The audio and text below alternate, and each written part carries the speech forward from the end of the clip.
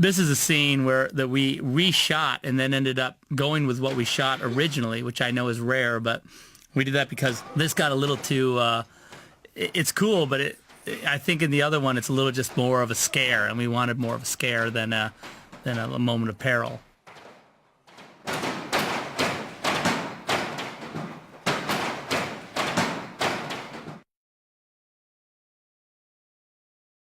We ended up taking this scene out of the movie just to kind of move the movie along in that section. We wanted to get him on the roof a little faster, and this kind of slowed us down, and we were hoping everybody sort of realized that they boarded up the mall, because they did talk about it.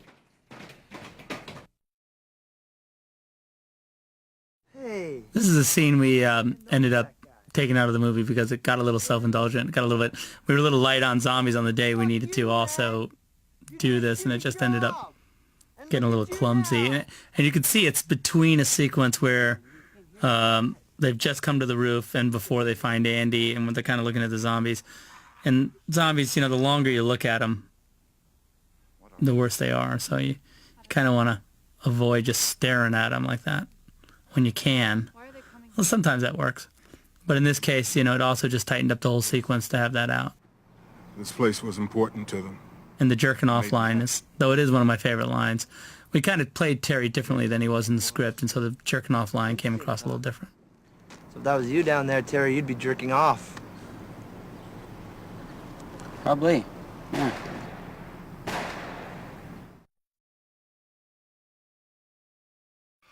This is a sequence we ended up cutting out of the movie because, for a bunch of reasons. For one reason, which is the reason I felt like it should come out, is because I think the bloated woman is so powerful, and she's a great image, and to go to her right after, you feel like they're safe, and then you reveal the bloated woman, there's something wrong with it.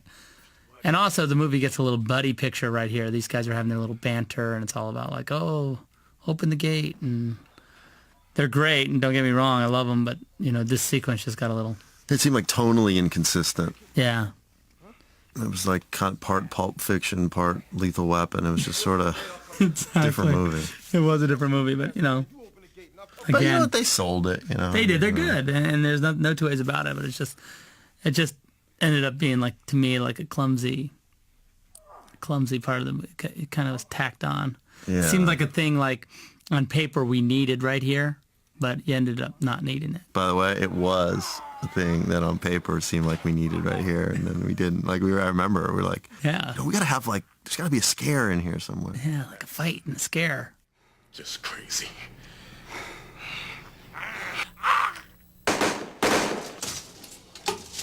See, that's a Pulp Fiction moment right there. And then reveal, look at these arms, and the arms were always Yeah, we didn't have any stunt people at this point. These were just 'cause they were extras. all off They can the see them clock. sticking their arms through And, like, there. That was and also like cool. catering. And then it kind of revealed these guys this way, which I, It would have been nice to have had like a thing, but it kind of worked out much better to go right to the right to here. this, yeah.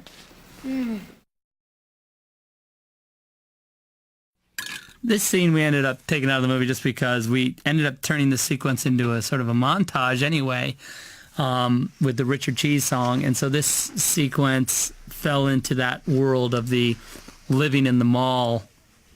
And it also, we wanted to have some of these bits in here, with them talking about life outside the mall. The fact that everyone's dead and, there's no news, but she's reading a news magazine. It's sort of the least subtle irony we have in the movie. It very much was I think, an effort for Sarah to further her left-wing Policies. her communist Canadian agenda. But, it's great, though, because she really does get it across. She does. She takes a shot at, and she was like, she takes a shot at Angelina Jolie, and then she realizes that, like, she's basically she has the same social consciousness and testifies in front of the, Canadian Parliament. She sort of, she realized that she was the same animal. And she was like, how unself-aware am I? Yeah, like... And then she goes to me, she goes, you got to put that in the movie. Yeah, she liked it so much she got to put it in. That's right. Last year in the United States. Obesity. Yeah.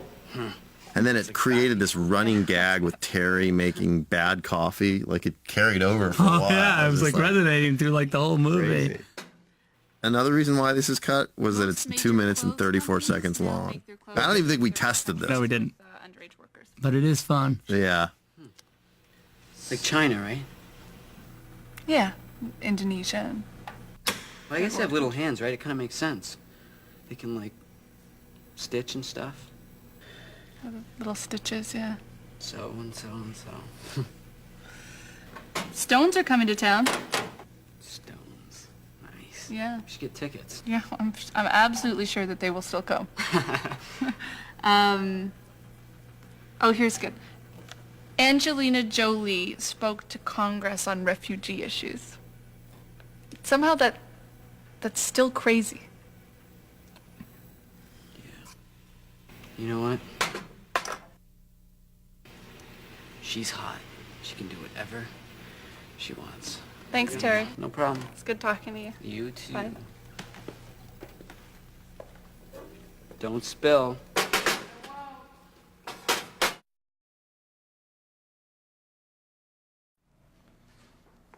This was a scene we took out of the movie because it's, they're basically talking about something that we, as the audience, I think, instinctively understand and know.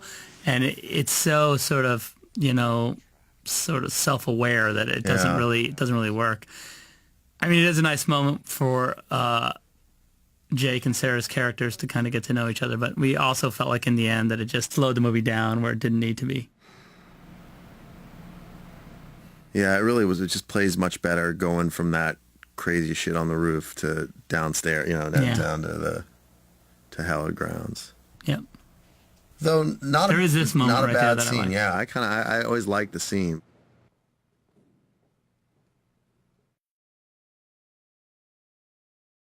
How about you, Tucker?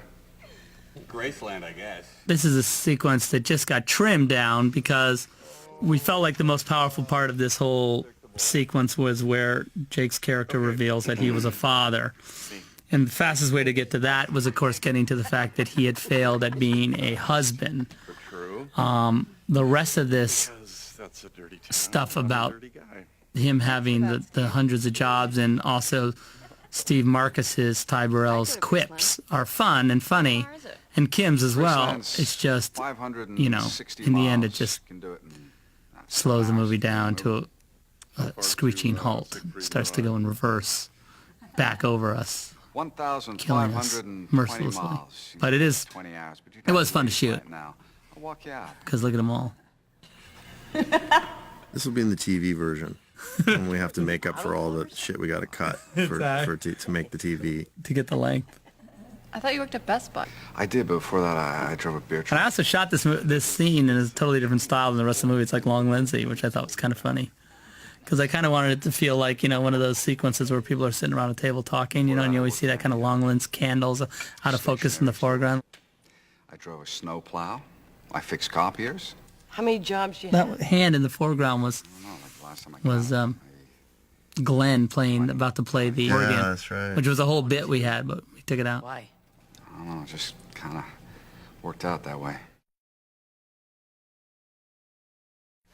Андрей, мне так плохо. This sequence we took out of the movie because basically what happens is we reveal what's happened to Ina's character, Luda.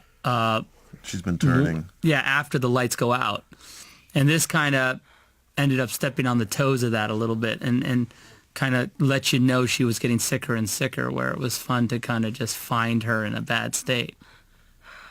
And it was a little on the nose. No, don't say that. Like, we never should have kept the baby. No, baby. Okay, it's gonna be alright. It's cold. She did a great job, though. They both did. Yeah. Yeah, it was never cut because of performance No. or anything like that, or the way it was shot.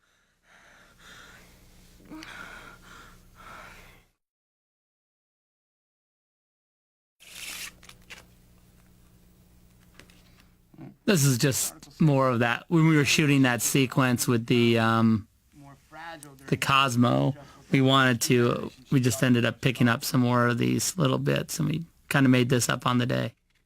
This ring says it's on account of men not wanting to lose. Actually, this was the scene that was in the movie, and the scene that we made up was the scene that actually ended up being in the movie. This scene we kind of That was the written scene, and then the scene that we improvised was the top 3 successful relationships. Something that we made up on the day. But that part's in the movie right there, a little gambling.